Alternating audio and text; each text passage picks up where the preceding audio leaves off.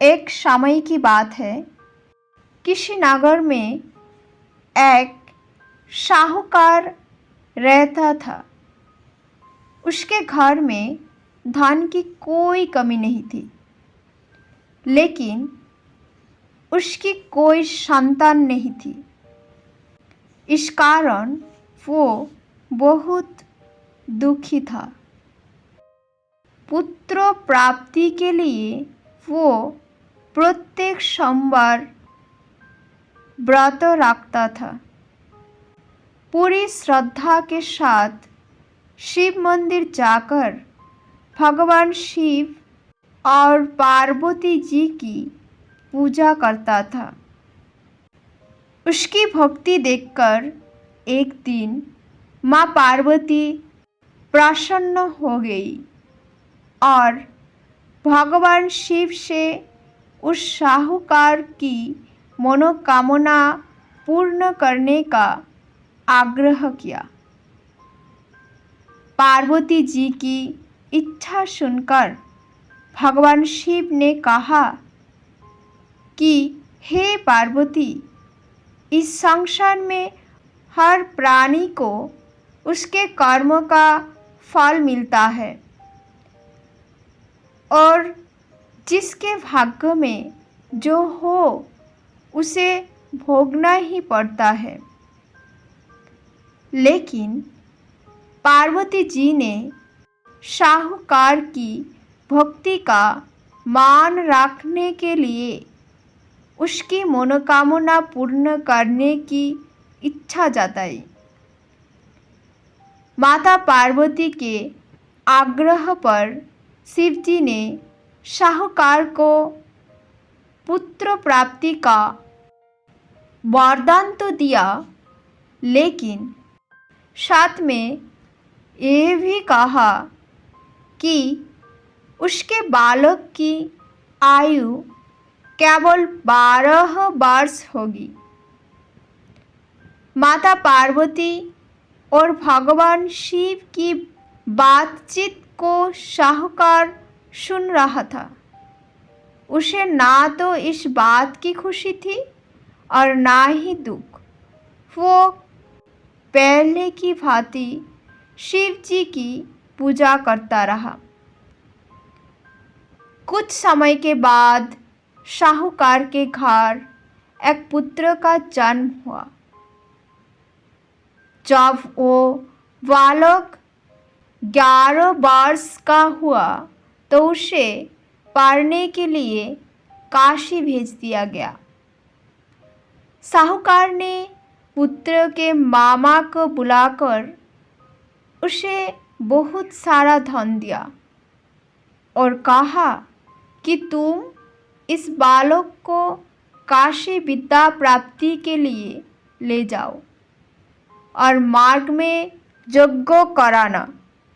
जहाँ भी यज्ञ कराओ वहाँ ब्राह्मणों को भोजन कराते और दक्षिणा देते हुए जाना।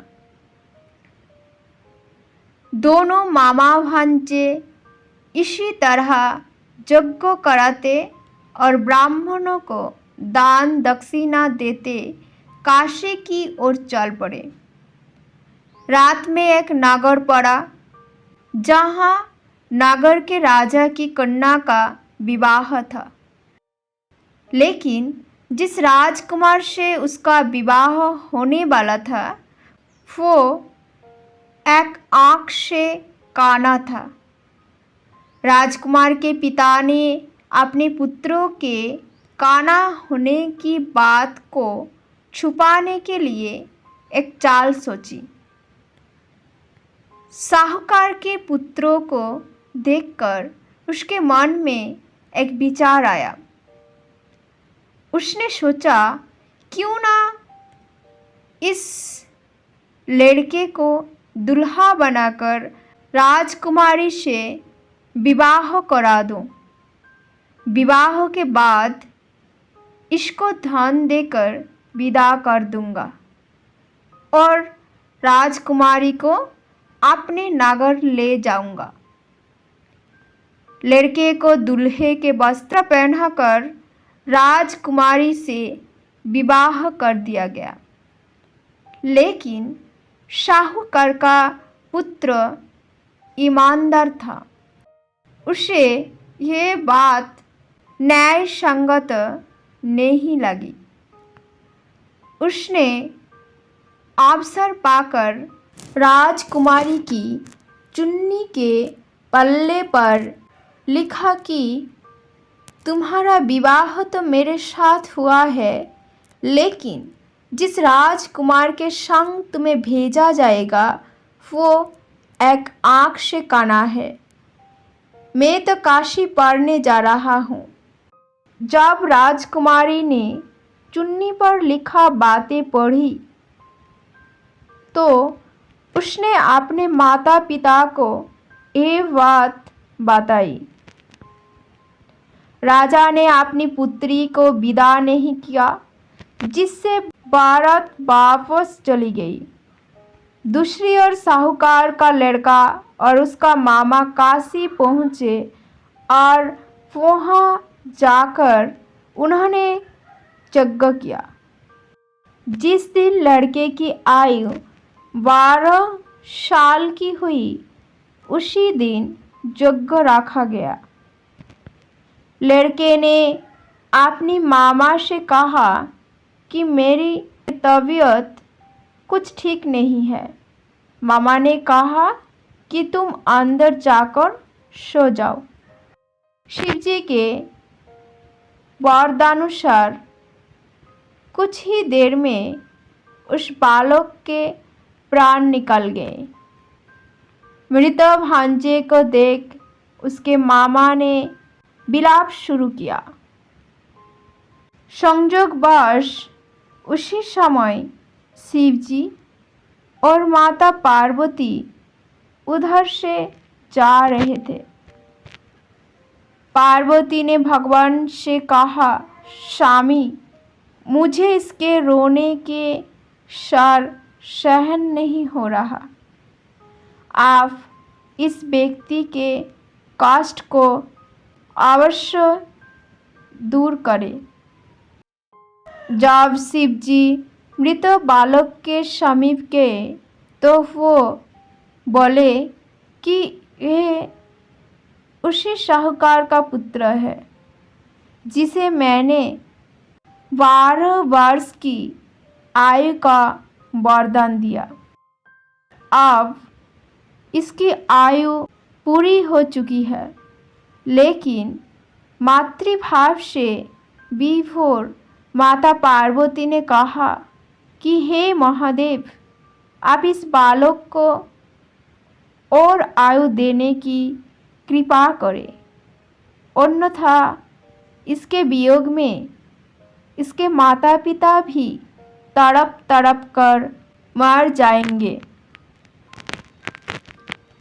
माता पार्वती के आग्रह पर भगवान शिव ने उस लड़के को जीवित होने का वरदान दिया।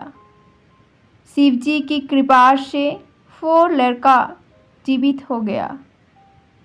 शिक्षा समाप्त करके लड़का मामा के साथ अपने नागर की ओर चल दिया।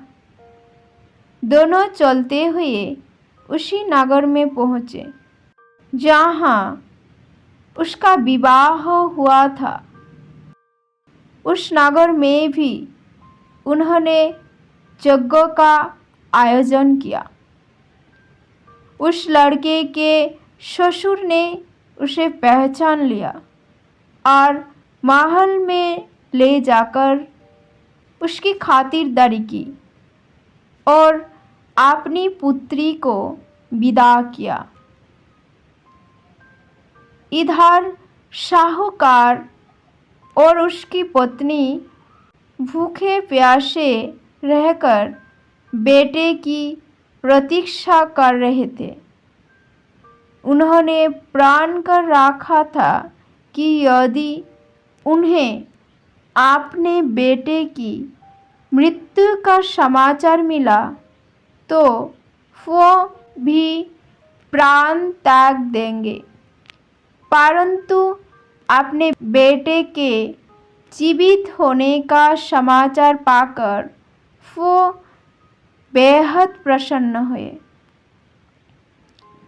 उसी रात भगवान शिव ने व्यापारी के सपना में आकर कहा, हे श्रेष्ठी, मैंने तेरे सोमवार के व्रत करने और व्रत कथा सुनने से प्रसन्न होकर तेरे पुत्र को लंबी आयु प्रदान की है।